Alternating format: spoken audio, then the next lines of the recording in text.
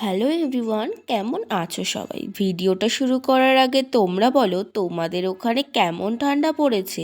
আমাদের এখানে কিন্তু বেশ ভালোই ঠান্ডা আছে, পুরো একদম জমে যাওয়ার মতো।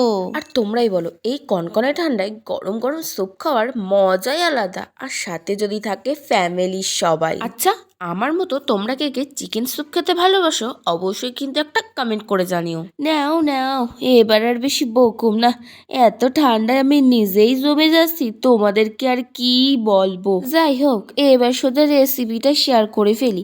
যদিও আমি একটা শর্টস আপলোড করেছিলাম, সেখানে অনেকেই আমাকে কমেন্ট করেছো দিদি রেসিপিটা শেয়ার করো। তো আজকে চলে আসলাম চিকেন স্যুপ রেসিপিটা শেয়ার করার জন্য। তো চলো পুরো ভিডিওটা দেখতে থাকো। আজকে বাড়িতে হয়েছিল চিকেন, তাই সেখান থেকে কিছুটা সলিড চিকেন আমি আলাদা করে রেখেছিলাম স্যুপ করার জন্য। আর প্রথমেই দেখতে পেয়েছো চিকেনটা ভালো করে ধুয়ে আমি পরিমাণ মতো লবণ দিয়ে দিলাম, তারপর কিন্তু দিয়ে দেবো একটু সরিষার তেল। আগেই বলে রাখি, হলুদটা হচ্ছে অপশনাল, তোমরা দিতেও পারো, চাইলে নাও দিতে পারো।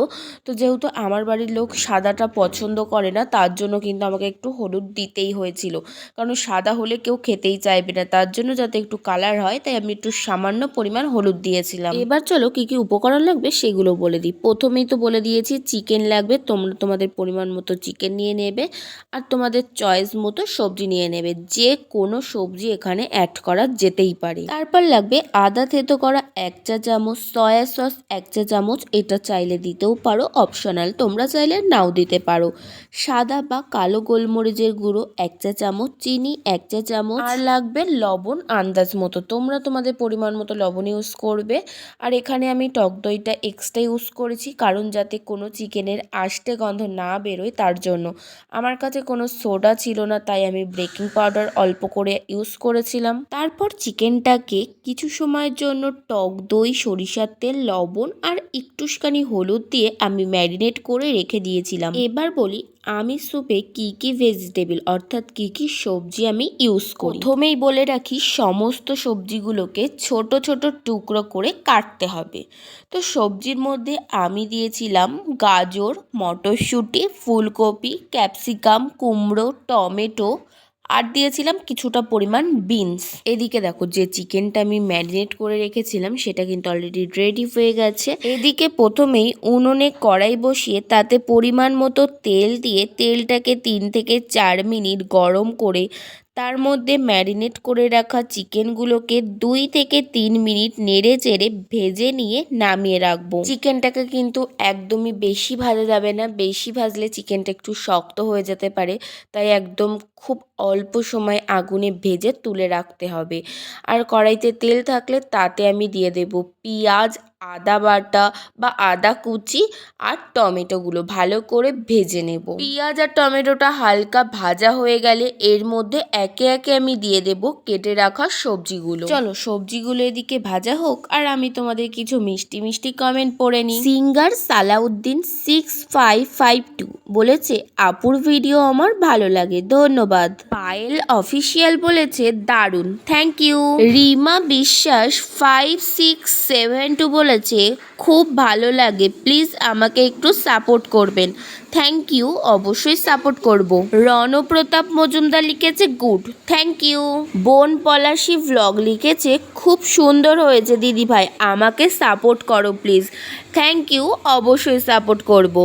আমার সংসার দিদিভাই লিখেছে এই ফার্স্ট তোমাদের ভিডিও দেখলাম, অনেক অনেক ভালো লাগলো, লাইক কমেন্ট সাবস্ক্রাইব করে দিলাম, নতুন বন্ধু হলাম, তোমাকে অনেক অনেক ধন্যবাদ দিদিভাই আমার পাশে থাকার জন্য। এই যে আজকে ভিডিওতে যাদের নাম মেনশন করলাম তাদেরকে আমার তরফ থেকে মানে মন থেকে অসংখ্য ধন্যবাদ এবং অনেক অনেক ভালোবাসা, কারণ আমাকে এত সুন্দর সুন্দর কমেন্ট করার জন্য আর আমার পাশে থাকার জন্য। জানো তো, এই তোমাদের মিষ্টি মিষ্টি কমেন্টগুলো আমার দেখতে আর পড়তে ভীষণ ভালো লাগে।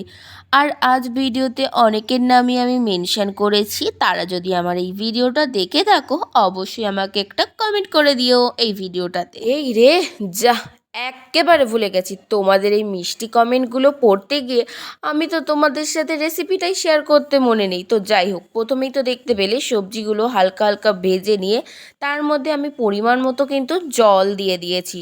তোমরা তোমাদের পরিমাণ মতো জল ইউজ করবে, কে কেমন করে স্যুপ খাবে সেই মতো। স্যুপ করার জন্য কিন্তু কড়াই ঢাকা দেওয়ার কোনো প্রয়োজন হয় না, তোমরা চাইলে দিতেও পারো, কোনো অসুবিধা নেই। জল দেওয়ার পর এবার আমি এতে অ্যাড করে দেব গোলমরিচের গুঁড়ো, তারপর দিয়ে দেব ভেজে রাখা চিকেনগুলো, পরিমাণ মতো চিনি, আন্দাজ মতো লবণ। কেউ চাইলে সয়া সস ইউজ করতেও পারো, কেউ স্কিপ করে যেতে পারো।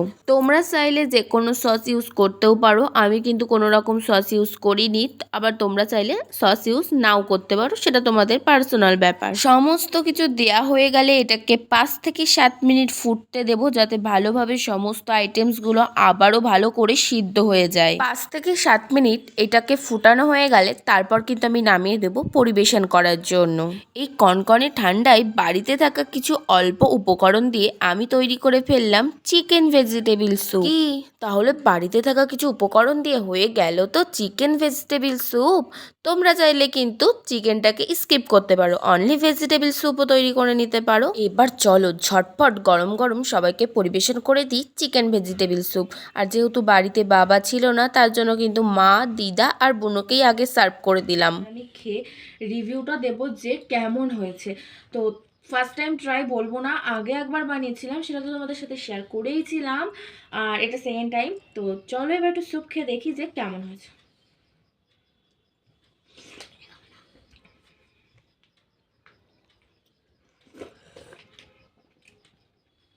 খুব ভালো হয়েছে।